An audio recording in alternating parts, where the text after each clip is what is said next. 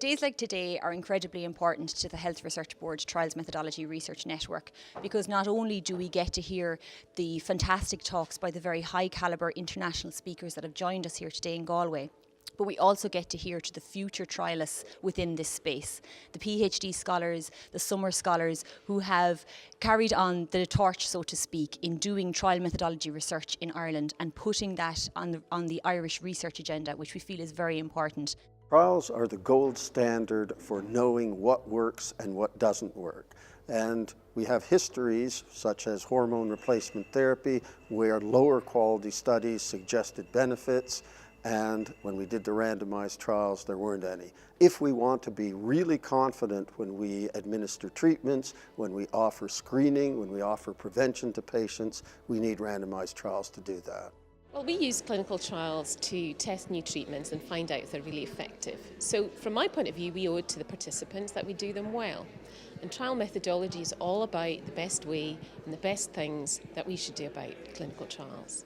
Today is a real coming together of international and national expertise, bring it together in the one room, and I think then building from that will inspire audience members to take on the learnings of the day. Talking about the doing of trials, how we can do them better, how we can avoid waste, how we can improve recruitment, what novel methodologies we should be using, for the good of the people we're offering care to, the people we're supporting, and the people who are seeking medicine from the clinicians we work with. We're all involved in clinical trials because we want better evidence-based medicines for our patients. It makes sense that we would spend just as much time having an evidence-based approach to the way in which we do our clinical trials so we get better medicine for patients. We know there are lots of inefficiencies in each of the trial processes.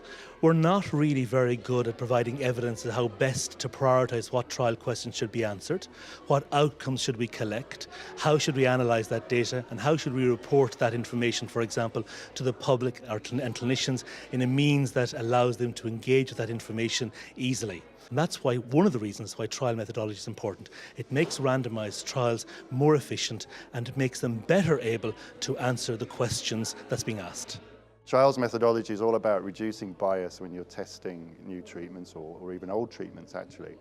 So I'm going to quote George Bernard Shaw at you. I'm in Ireland, why not? And he's got this great play called The Doctor's Dilemma, and he says all professions are conspiracies against the laity. And I think good science reduces the conspiracy against the laity.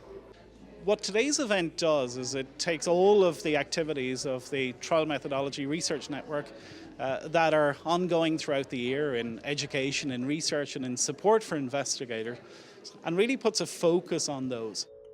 Methods are important. If we have better methods, that will give us better trials and better research. If we have better trials, better research, that means we have more, better, efficient healthcare treatments available for patients. We'll get better patient and public health.